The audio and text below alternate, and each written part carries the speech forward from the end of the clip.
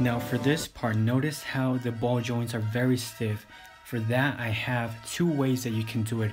One, put the figure on hot water and leave it for a few minutes, and then we have to apply the tail. Now for that, I'm going to be using a hair dryer, blow dryer, whatever you want to call it. Use that for a few minutes on your tail. That will always work when applying the tail on any Godzilla figure or any ball joints.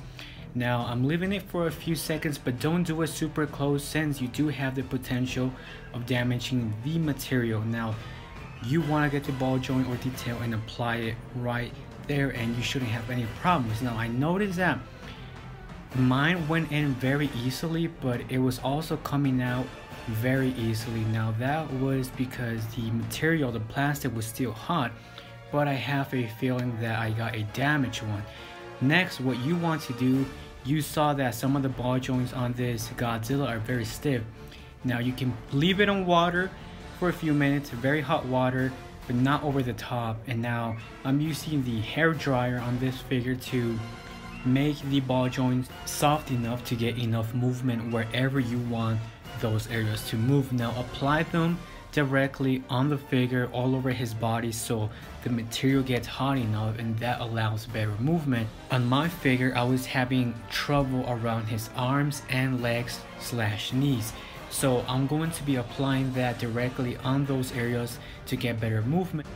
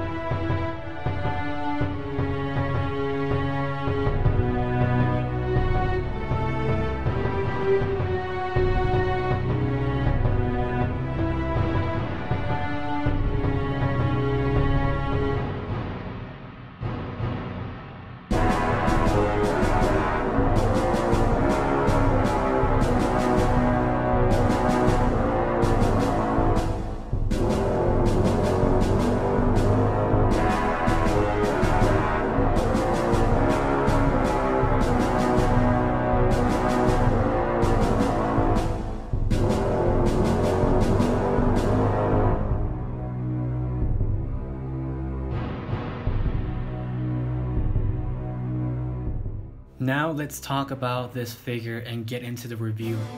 As you all know, this is one of NECA's last figures since they lost the rights, and this is pretty much them saying goodbye, closing the doors. And I must admit that it is very disappointing. I'm very sad about that, but sometimes deals must happen and life continues.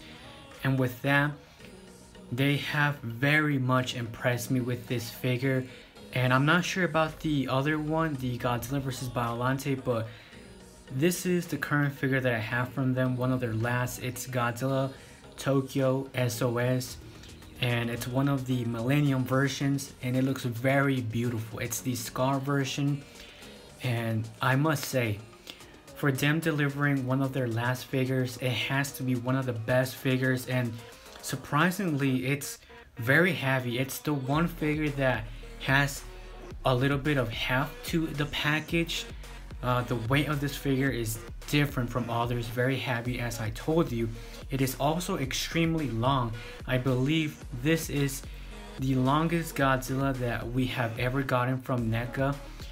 The first one was obviously Shin Godzilla because of the massive tail, but now this takes the place as number one.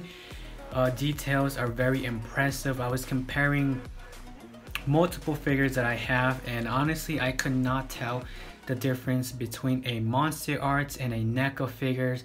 Obviously NECA has stepped up their game, and I definitely see big improvements with this figure. You can tell the detail is very impressive, very sharp, very defined on every single place. The scar looks very nice, just like we saw on the film towards the end of that movie versus NECA Godzilla. The posability on this figure is very crazy once you get the ball joints to move however you want them. The tail is very impressive. As you all know, NECA moved away from the bandy wire and now has a very articulated tail. I believe it has 9 ball joints, but those 9 ball joints work magic. Now the sculpture and design on this figure is very beautiful, that to me it almost looks like a statue because of how amazing they do to hide the outlines of articulation and movement. It really conveys that this is a mini statue with great articulation, and NECA has definitely stepped up their game throughout the years. We have seen them evolve, moving on to better articulation, better detail, and just see how long this tail is. As I told you previously, this is the #1 Godzilla that has the longest tail, and you can do very cool poses like him swimming and all of that. Now, how accurate is this figure? I have to say that in videos and the promotional pictures, it almost looked like it was kind of off, but now that I have it in person, this looks definitely almost on point. I would have to say that it's like a 95 or 98% on point with what we saw on the movie. This figure is living proof that NECA has done better throughout their years. Like, you can obviously see the difference if you have one of NECA's first figures and this figure today. Carry one of them and you can see how the weight difference between all the figures are and how big this figure is. It's about 7.5 inches, I believe, around there.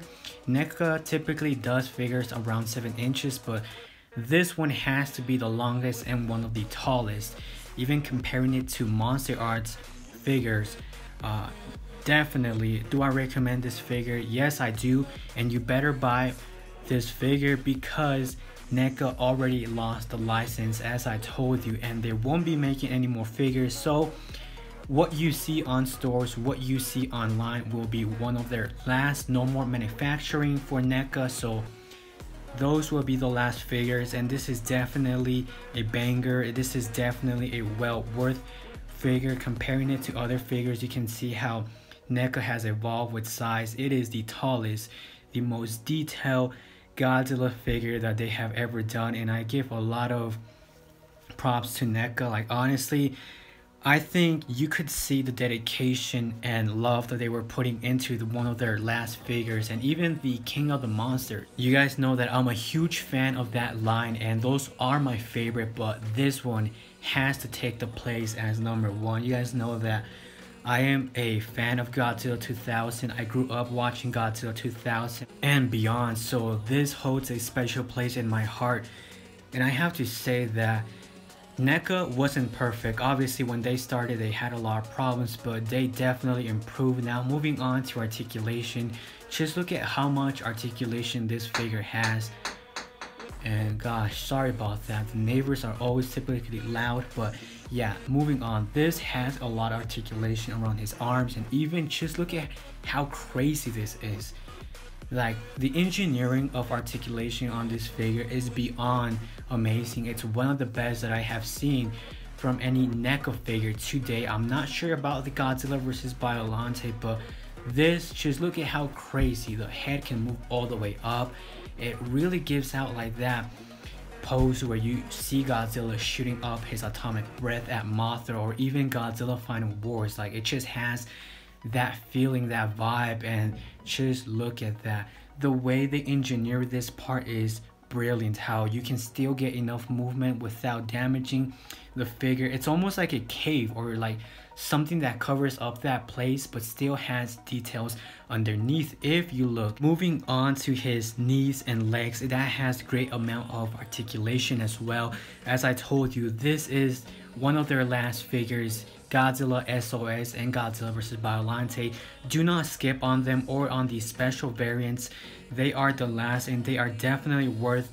I would have to give this a perfect 10 out of 10 because it has definitely impressed me from the previous line from Godzilla King of the Monsters. It has the best engineering with articulation. It hides the lines perfectly fine. If you know how to pose your figure, you can get great amount of poses. It is crazy what you can do with this figure.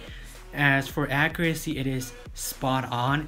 It's not like other NECA figures where something looked off. On this figure, it looks perfectly spot on to the movies and other figures that we have seen. For the tail, it has 9 ball joints as I said, and the tip is bendy wire, but still it's using a good type of bendy wire. And the only problem that I have with this figure is, for some reason, my ball joint on the tail keeps on falling off very easily when I'm trying to pose this figure. And I noticed that one of the small circles inside of the ball joint is broken, so maybe that's why it won't stay in place. But other than that, this is a perfect figure. And the box, you guys know the box is very beautiful. NECA has been giving brilliant boxes, beautiful design, the artwork from posters and scenes of the movie. You also get a background for Godzilla SoS, very beautiful. I honestly believe if NECA was to continue or to ever come back, they are going to blow away people. Lastly, thank you so much NECA for delivering one of the last best figures from your line. I appreciate everything that you have done for the Godzilla community, taking feedback, and I hope you come back sometime in the future. I have confidence in that, and farewell NECA.